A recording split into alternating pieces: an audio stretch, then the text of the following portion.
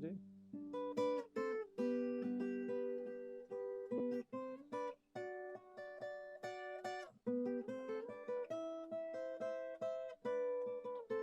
Primeiramente, eu gosto sempre de falar, por isso que eu acabei virando professor. Falo, às vezes, mais do que até deveria. Meu nome é Hudson Armando Nunes Canabrava, eu sou trineto do grupo fundador que veio para La Chance, do fundador, Liberato Nunes de Azevedo.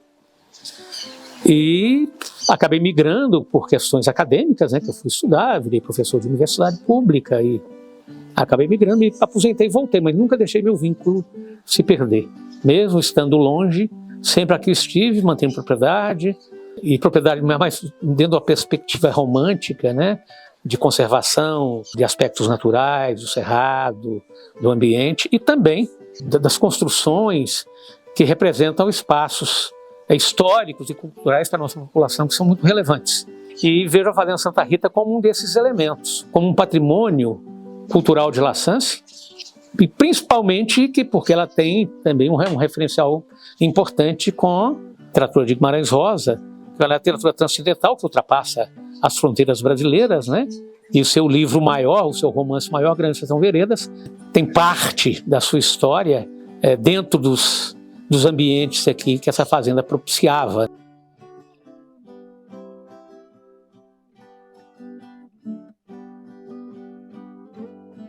E o Grande Sertão comecei a ler, não entendia muito bem, porque dentro da minha perspectiva, da minha lógica, capacidade de discernimento naquele período, 14, 15 anos de idade, eu não conseguia sentir o que realmente Guimarães queria com aquilo, que era a discussão do homem, né, do ser humano, da sua interação com o ambiente, com os outros seres vivos e entre si principalmente, né? A questão do diabo, né? Será que ele existe?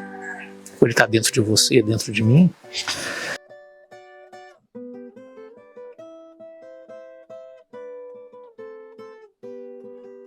A literatura rosiana, Grande Sertão Veredas, é um dos marcos da literatura mundial, né? Ele não é um romance regionalista. Ele é colocado num ambiente geográfico que as pessoas tendem a entender que estão falando desse sertão aqui, com essas árvores, o cerrado. Não, é uma área, um espaço geográfico que ele conhecia e ele transformou o sertão no mundo. E o Riobaldo é a humanidade, é o homem, com as suas contradições.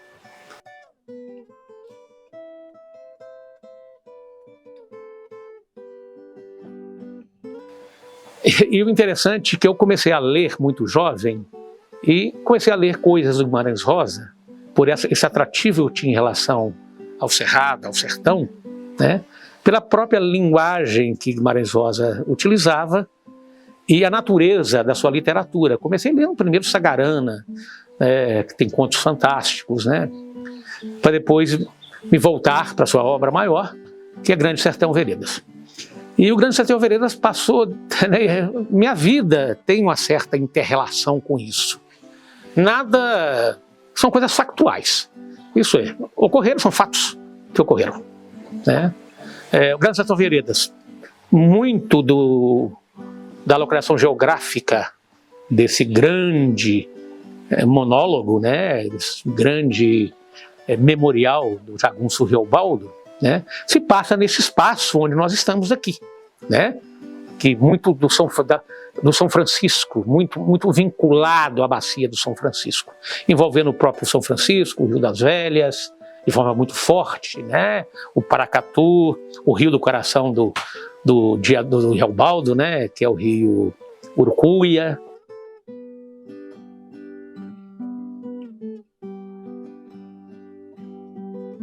De Janeiro é um pequeno rio que nasce aqui, era propriedade da fazenda antigamente, hoje não mais.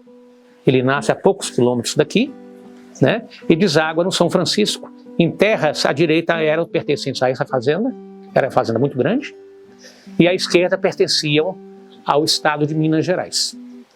E um primo do Guimarães Rosa alugava essa fazenda. Ela é chamada de Sirga, Silga, o nome dela é isso, Silga, Sirga. Eu não sei oficialmente, eu nunca me debrucei assim sobre documentação efetiva, então tem gente que chama de Silga, outros de Sirga. Ela está na margem direita do Rio de Janeiro. Por que Rio de Janeiro? Porque é um ribeirão. Mas na época da chuva, nossa época de chuva é agora, no verão, ele se torna mais caudaloso. Ele passa a ser um rio. Daí o nome Rio de Janeiro. Tá?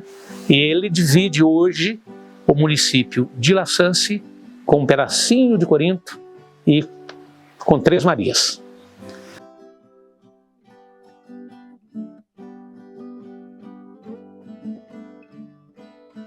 E Guimarães Rosa teve passagem por aqui e parece que foi o ponto mais ao norte de Minas Gerais que ele viajou. Segundo algumas pessoas que a gente conhece ainda que estão vivos, em 52, um diplomata veio aí, tinha uma estrada aí, que a gente até passa aqui perto, a 1,5 km, que fazia a rota de Purvê, Belo Horizonte a Pirapora. Pirapora já era cidade, La Sance não era cidade. E que esse diplomata se hospedou aqui, na fazenda. Essa fazenda era uma fazenda de referente, muito grande, imensa, né? A segunda, talvez a segunda mais velha, né? E uma fazenda grande, ela é da beira do Rio das Velhas, à beira do São Francisco, né? Uma fazenda imensa. Então todo mundo conhecia essa fazenda. A fazenda que todo mundo sabia dela. E era marco, uma referência de viagens, né? E naquela época andava, não tinha estrada direito, de jipe.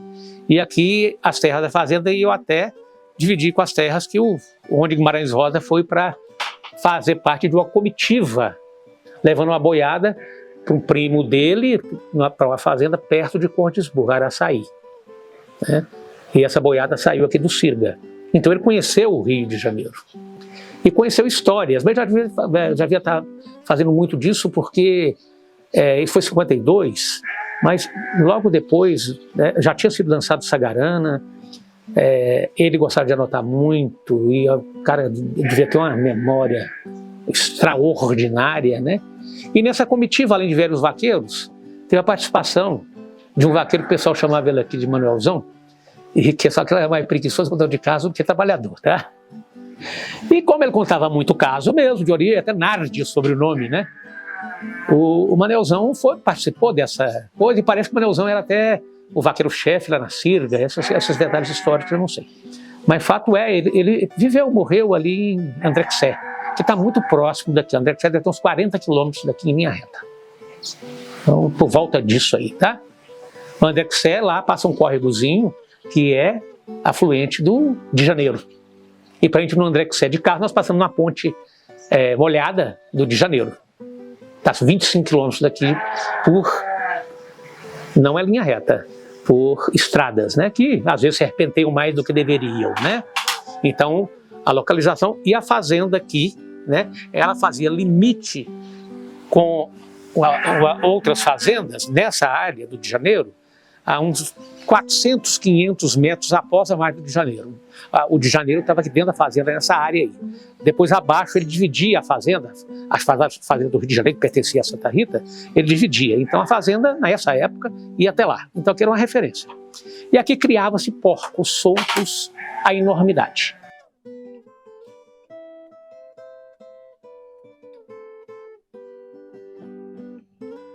E aqui tinha um senhor que tratava dos porcos, né? Chamado Zé do Anjo. Ele chamava os porcos no berrante. Então era impressionante à tarde. Quando as porcas paridas, né, elas desciam de todos os lados e vinham para o local onde elas dormiam. Por isso esses destacados de madeira, né? Isso é contra porco, né? Para porco não invadir as áreas que estão fechadas. Os porcos eram soltos, né? Então daí, porque aqui na região a fazenda é muito grande. Tem um córrego aqui, pertencente à fazenda, que pertencia antigamente, que tem nome de córrego dos porcos, que tinha algumas veredas. Lugar que tinha muito catitu, ou queixada, porco selvagem, né? Mas não tinha nada. Eram áreas de cerrado que agora estão sob eucalipto. Não tinha nada.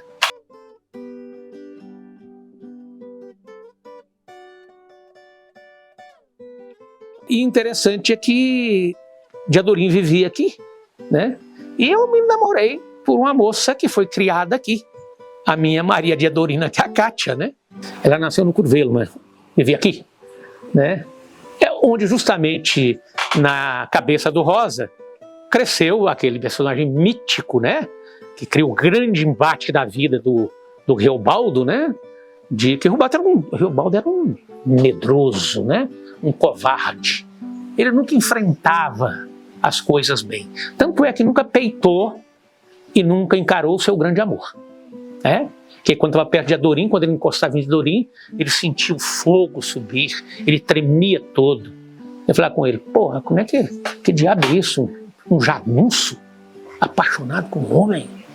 Né? Então ele amava o de Adorim de uma paixão estonteante, mas nunca teve peito. Todo para se tornar um chefe de jagunço, tentou fazer um pacto com o diabo. Agora tem um episódio final da batalha lá, contra o Ricardão, em Paredão de Minas, na margem do Rio do Sono, né? Você pode ter duas leituras daquilo.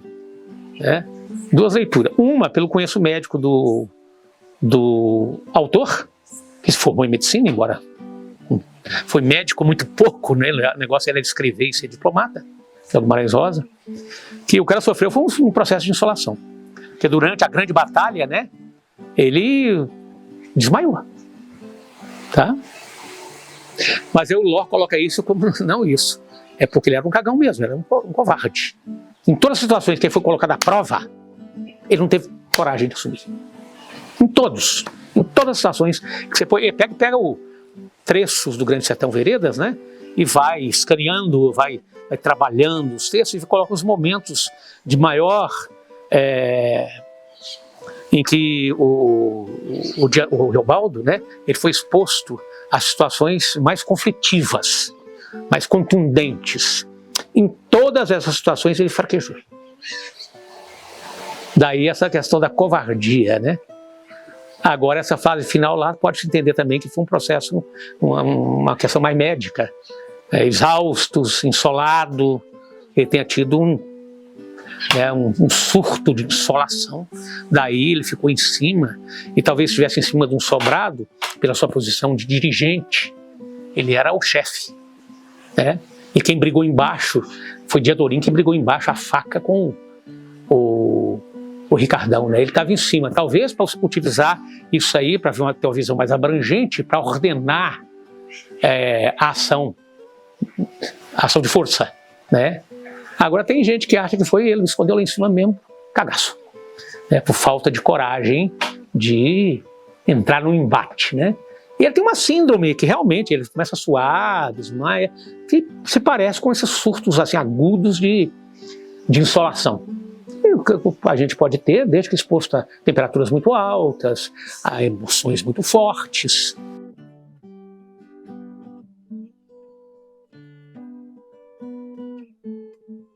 E julgamos, né? Muitos julgam que aqui seja o lugarinho chamado Os Porcos, no Gerais de La Sance, né? Onde vivia, não nasceu, mas onde vivia o personagem mítico, né? De Grande Sertão Veredas, talvez o mais importante deles, né? Que é o de Adorim.